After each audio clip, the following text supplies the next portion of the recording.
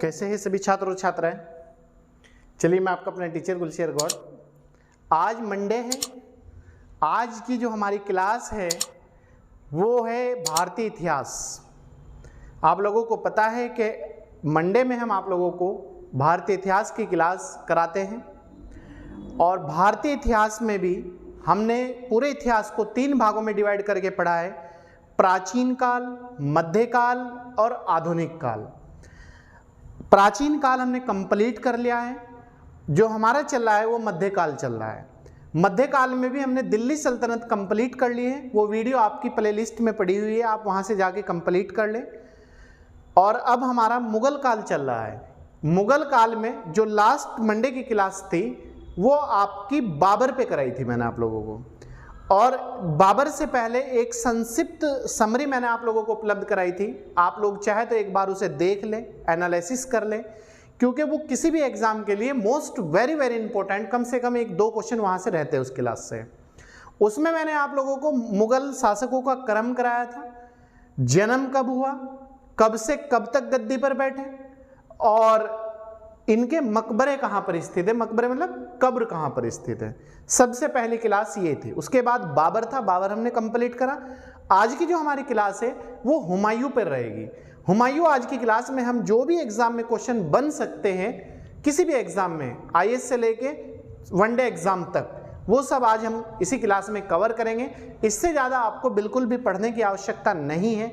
पढ़ने को आप पढ़ सकते हैं कितना भी, कोई प्रॉब्लम नहीं है, लेकिन कंपटीशन एग्जाम में ये सबसे ज़्यादा इंपॉर्टेंट है कि हमें क्या छोड़ देना है और क्या पढ़ लेना है। क्लियर है? तो इन्हीं सब चीज़ों को ध्यान में रखते हुए हम लोग आप लोगों के लिए प्रतिदिन क्लास लेकर आते हैं और नॉन स्टॉप क्लास लेकर आते हैं। कोई भी हमारी अब तक जब से हम लोगों ने आप लोगों को यूट्यूब पर क्लास देने उपलब्ध की है, कोई भी छुट्टी नहीं की हम लोगों ने। तो आप लोग भी हमारे साथ कंटिन्यूटी के साथ जुड़िए और अपने चाहे तो आप नोट्स भी बना सकते हैं, नो डाउट, कोई दिक्कत नहीं है। आप लोगों को संपूर्ण क्लास कराई जाएगी, किसी भी सब्जेक्ट की आप लोगों को कंप्लीट क्लास कराई जाएगी। आप लोगों को इधर उधर बिल्कुल भी भटकने की आवश्यकता नहीं है और किसी को फालतू भी पैसे देने की ज़रूरत नहीं है। तो चलिए आइए देखते हैं। आज विषय हमारा इतिहास मुगल काल, मुगल काल, और टॉपिक है हमारा हुमायूं। टॉपिक है हुमायूं। इससे पहले आपकी 51 क्लास हो चुकी है इतिहास की, वो सब प्ले लिस्ट में पड़ी है और step by step, topic by topic क्लासें कराई गई है। ये नहीं कि कहीं से भी उठा लिया और कुछ भी करा दिया, नहीं, आपको एक सीक्वेंस में क्लासें कराई जा रही है। आप अपने नोट्स बिल्कुल बना सकते हैं बिना किसी चिंता के। चलिए आइए देखते हैं। ये तो आप लोगों को पता है कि मुगल वंश की जो स्थापना की थी वो बाबर ने की थी। बाबर मुगल वंश का संस्थापक था और बाबर का जो पुत्र था वो था हुमायूं। ठीक है? और हुमायूं जो बाबर के बेटे थे वो 4 बेटे थे: हुमायूं, कामरान, अस्करी, हिंदाल। ठीक है? टोटल। तो बाबर ने ये इच्छा जाहिर की थी कि मेरी मृत्यु के बाद हुमायूं को कहा था कि मेरे पूरे साम्राज्य का जो डिवाइडेशन है वो अपने भाइयों को बराबर में कर देना, बराबर कर देना। और ये हुमायूं की सबसे बड़ी भूल थी और बाबर की भी ये सबसे बड़ी भूल थी। यहीं से इन भाइयों में फूट पड़ गई थी, जिसका फायदा दूसरे लोगों ने उठाया था, जैसे शेरशाह सूरी। शेरशाह सूरी ने इसी चीज का फायदा उठाते हुए हुमायूं कमजोर पड़ गया था, उसने अटैक कर दिया था और हुमायूं गद्दी से बेदखल कर दिया था। आइए देखते हैं, इसी चीज को देखेंगे। हुमायूं का जो जन्म था वो 1508 ईस्वी में हुआ था। हुमायूं का जन्म 1508 ईस्वी में हुआ था। इसकी माता का नाम जो था हमीदा, हुमायूं की माता का जो नाम था, चलो अभी बताऊंगा। खैर, हुमायूं का जन्म 1508 ईस्वी में हुआ था। पिता का नाम बाबर था। ठीक है? पिता का नाम बाबर। और हुमायूं जो गद्दी पे बैठा था वो 29 दिसंबर 1530 ईस्वी में गद्दी पे बैठा था। कब बैठा था? 29 दिसंबर 1530 ईस्वी में। क्वेश्चन यह आ जाता है एग्जाम में कि सबसे कम आयु में गद्दी पे, या हुमायूं कितने वर्ष की आयु में गद्दी पे बैठा था? तो ये जो है मात्र 23 वर्ष की आयु में गद्दी पे बैठा था हुमायूं। हुमायूं का शासनकाल जो है 1530 से 1556 ईस्वी तक रहा है। 1530 से 1556 ईस्वी तक हुमायूं का शासनकाल रहा है। हुमायूं ने अपने पिता बाबर की इच्छा के अनुसार, बाबर इसके पिता ने इच्छा की थी, अपने पूरे साम्राज्य का बंटवारा अपने 4 भाइयों में बराबर बराबर कर दिया था। कामरान को इसने जो हुमायूं ने दिया था, टोटल ये 5 भाई थे, 4 इसके अलावा थे, एक ये था 5। कामरान को इसका एक भाई था कामरान, तो उसे इसने दिया था काबुल और कंधार का क्षेत्र, ये इराक ईरान वगैरह जो क्षेत्र है ये इसने कामरान को दे दिया था। इसका दूसरा जो भाई था हुमायूं का वो था अस्करी, अस्करी को इसने दिया था संभल, संभल का क्षेत्र, ठीक है। हिंदाल, अलवर और मेवाड़, हिंदाल को इसने अलवर और मेवाड़, राजस्थान वाला जो क्षेत्र पड़ता है, राजस्थान में पड़ता है अलवर और मेवाड़, वो क्षेत्र दिया था। और एक था सुलेमान, सुलेमान को इसने बदख्शा का क्षेत्र दिया था, जो इसकी सबसे बड़ी भूल थी और इसके पिता की भी सबसे बड़ी भूल थी। नेक्स्ट पॉइंट, मुगल शासक हुमायूं ने दीन पनाह नगर की स्थापना की थी। इसने ये दीन पनाह जो भवन था, क्वेश्चन बार बार आता है एग्जाम में, किसने स्थापना की थी? तो दीन पनाह भवन की जो स्थापना की थी वो हुमायूं ने की थी। लेकिन क्या था, ये एक लाइब्रेरी थी, बहुत बड़ी लाइब्रेरी थी, लकड़ी की लाइब्रेरी थी। तो जब कुछ समय बाद ये इसका निरीक्षण करने के लिए हुमायूं गया था लाइब्रेरी में, जब ये तैयार हो गई थी तो उसकी सीढ़ियों से ये उतर रहा था दीन पनाह भवन की। तो दीन पनाह भवन की जब सीढ़ियों से हुमायूं उतर रहा था तो उतरते समय इसका पैर फिसल गया था और पैर फिसलने से ही ये वहां से उसकी लुढ़क कर मृत्यु हो गई थी। तो इसकी मृत्यु पर एक इतिहासकार हुए बहुत प्रसिद्ध, उनका नाम है लैनपोल। लैनपोल इतिहासकार ने इसकी मृत्यु पर कहा है कि हुमायूं जीवन भर लड़खड़ाता रहा और लड़खड़ाते ही हुमायूं की मृत्यु हो गई।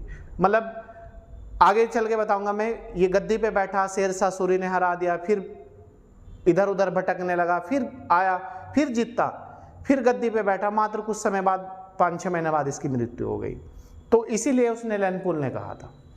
नेक्स्ट, दीन पनाह नगर की स्थापना की थी, लेकिन इसी भवन की 1 जनवरी 1956 को पुस्तकालय की सीढ़ियों से गिरकर इसकी मृत्यु हो गई थी। इसका मकबरा दिल्ली में स्थित है। तो याद रखना, इसका जो मकबरा है हुमायूं का वो कहाँ पर है? दिल्ली में। हुमायूं की मृत्यु कैसे हुई थी? दीन पनाह भवन की सीढ़ियों से गिरकर। या किस शासक की मृत्यु सीढ़ियों से गिरकर हुई थी? हुमायूं की मृत्यु। या इसकी स्थापना किसने की थी दीन पनाह भवन की? वो भी आंसर हो जाएगा Humayun. Clear? Next point, note, प्रसिद्ध इतिहासकार लैनपोल ने लिखा है कि हुमायूं जीवन भर लड़खड़ाता रहा और लड़खड़ाते ही इसकी मृत्यु हो गई। अभी मैंने आपको बतलाया था कारण क्या था। तो यही सब चीजें, इतिहासकार का नाम याद रखना है हमें एग्जाम में, ये बार बार आई, इसके एग्जाम में तो बार बार ही पूछा जाता है, पीसीएस के एग्जाम में बार बार पूछा जाता है। बाकी अदर एग्जाम में क्या क्वेश्चन पूछा जाता है कि ऐसा कौन सा शासक था जिसके बारे में कहा जाता है कि जीवन भर लड़खड़ाता रहा और लड़खड़ाते ही उसकी मृत्यु हो गई? तो वो था हुमायूं। क्लियर है? कोई doubt? Very good. Next, Humayun एकमात्र शासक था जो ज्योतिष विज्ञान या ज्योतिष शास्त्र, विज्ञान या शास्त्र एक ही बात है, आप कंफ्यूज मत होना एग्जाम में।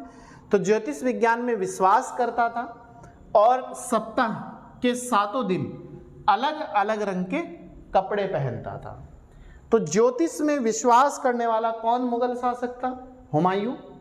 ऐसा कौन सा शासक था जो ज्योतिष में विश्वास रखता था और 7 दिन अलग अलग कलर के कपड़े पहनता था? तो वो आंसर हो जाएगा आपका हुमायूं। क्लियर है? Very good. नेक्स्ट, हुमायूं नामा पुस्तक की रचना गुलबदन बेगम ने की थी। ये बहुत इंपॉर्टेंट है। हुमायूं की पुस्तक का क्या नाम है? हुमायूं नामा। बाबर की पुस्तक का क्या नाम है? बाबरनामा। अकबर की पुस्तक का क्या नाम है? अकबरनामा। ठीक है, तो हुमायूं नामा पुस्तक की रचना गुलबदन बेगम ने की थी। गुलबदन बेगम कौन थी? ये बाबर, जो इसके पिता थे बाबर, उनकी सिस्टर थी। तो इसकी क्या लग गई है? फूफी। क्लियर? तो हुमायूं नामा पुस्तक की जो रचना की थी वो गुलबदन बेगम ने की थी। Most important question, most very important question. Clear? Next point, Chausa का युद्ध शेरशाह सूरी के मध्य 25 जून, हुमायूं और शेरशाह सूरी के मध्य 25 जून 1539, 25 जून आप याद रखेंगे, 1539 याद रखेंगे हुआ था। इसमें विजय के बाद शेर खान ने शेरशाह सूरी की उपाधि ली थी। तो आप याद रखना, चौसा का युद्ध किस किस के मध्य हुआ? शेरशाह सूरी और हुमायूं के मध्य हुआ। कब हुआ? 25 जून 1539 ईस्वी में। 25 जून 1539 ईस्वी में। फुल गर्मी का महीना था, बिल्कुल गर्मी पूरे चरम पर थी। इसमें जो विजय हुआ था वो हुई थी शेरशाह सूरी और हुमायूं इसमें हार गया था। नेक्स्ट पॉइंट, इसके बाद दूसरा युद्ध हुआ था 17 मई 1540 ईस्वी में। इन्हीं दोनों के मध्य हुआ था, शेरशाह सूरी और हुमायूं के मध्य हुआ था। बिलग्राम या कन्नौज का युद्ध हुआ था, इन्हीं दोनों के मध्य लड़ा गया था। इसके बाद शेरशाह ने दिल्ली और आगरा पर कब्जा कर गद्दी पर बैठा था। क्लियर है? एक क्वेश्चन आता है एग्जाम में कि जो बिलग्राम या कन्नौज, क्या तो क्वेश्चन दे देगा बिलग्राम का दूसरा नाम क्या है, कन्नौज, या कन्नौज का दूसरा नाम बिलग्राम। दूसरा क्वेश्चन बनाता है एग्जाम में कि बिलग्राम या कन्नौज का युद्ध किस किस के मध्य हुआ था? शेरशाह सूरी और हुमायूं के मध्य हुआ था। इसमें विजय किसकी हुई थी? इसमें विजय शेरशाह सूरी की हुई थी। कब लड़ा गया था? 1540 ईस्वी में। ठीक है, इसके बाद एक क्वेश्चन बनाता है एग्जाम में, बिल्कुल बार बार पूछता है एग्जाम में क्वेश्चन कि किस युद्ध के बाद, किस युद्ध में विजय मिलने के बाद शेरशाह सूरी दिल्ली की गद्दी पर बैठा था, या कब उसने भारत पर कब्जा किया था? तो बिलग्राम या कन्नौज के युद्ध के बाद, दोनों आंसर नाम एक ही है, बस एक प्यार के दो नाम है। तो दिल्ली या आगरा की गद्दी पर कब्जा कर लिया था। और इसी युद्ध के बाद हुमायूं जो था भारत से चला गया था और ये एक निर्वासन जीवन व्यतीत करने लगा था। इसी निर्वासन जीवन व्यतीत के बाद ही फिर ये वापसी आया था और वहीं पर एक इसके पुत्र था हिंदाल के एक गुरु थे मीर बाकी, तो उनकी एक पुत्री थी हमीदा बानो बेगम, तो इसने उनसे विवाह कर लिया था। तो याद करना, हुमायूं ने विवाह 29 अगस्त 1541 ईस्वी में, देखो इसकी डेट है 40, इस युद्ध के बाद 41 ईस्वी में हमीदा बानो बेगम से किया था। इसी से अकबर का जन्म हुआ था, जो आगे चल के मुगल सम्राट, मुगल चक्रवर्ती सम्राट, योग्य शासक अकबर का जो जन्म हुआ था वो हुआ था हमीदा बानो बेगम से। इसी युद्ध के बाद हुमायूं भारत से चला गया था, फिर दोबारा बतला रहा हूँ, और चला जाने के बाद ये पंजाब वगैरह एरिया का, लाहौर वगैरह एरिया का ये क्षेत्र पड़ता था। तो इसने वहीं पर निर्वासित जीवन व्यतीत किया कुछ समय तक, वहीं पर शादी की और वहीं पर इसका अकबर का जन्म हुआ था।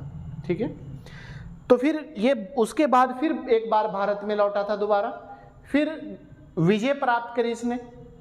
अफगान शासक था एक शेरशाह सूरी, उस पर विजय प्राप्त करी इसने दोबारा से। तो फिर क्या हुआ, विजय प्राप्त करने के बाद उसे हरा दिया, ने गद्दी पे बैठा, लेकिन 5-6 महीने बाद ही पुस्तकालय की सीढ़ियों से गिरकर इसकी मृत्यु हो गई थी। तो ये पूरा आज हमने जो पढ़ा है, ये संपूर्ण जो इतिहास है वो हुमायूं के बारे में देखा है। इससे ज़्यादा आपको पढ़ने की बिल्कुल भी आवश्यकता नहीं है मेरे हिसाब से, क्योंकि जो मैंने पेपरों का एनालिसिस करा है उस एनालिसिस के बाद मैं इस नतीजे पे पहुंचा हूँ कि अगर बच्चा इतना कर ले तो हुमायूं से आप कोई भी क्वेश्चन एग्जाम में नहीं छोड़ सकते। तो आप एक सटीक तरीके से पढ़िएगा और एक बेहतर इन्फॉर्मेशन पढ़िएगा, फालतू बिल्कुल भी टाइम वेस्ट ना करें पढ़ के, और अपना समय बचाए और दूसरी चीज़ों में अपना समय एनर्जी के साथ लगाए, ताकि हमें कम समय में सफलता प्राप्त हो सके और एक हम बेहतर रिजल्ट प्राप्त कर सके। चलिए मिलते हैं, कल ट्यूसडे है, कल मैं आप लोगों के लिए नेक्स्ट क्लास लेकर आऊँगा। तो आप तब तक आप इसे अच्छी तरीके से तैयार करें। कोई भी आपकी समस्या है तो आप कॉल भी कर सकते हैं और हमें कमेंट बॉक्स में कमेंट करके भी पूछ सकते हैं। चलिए, थैंक यू। मैं आपका अपना टीचर कुलशेर गौड़।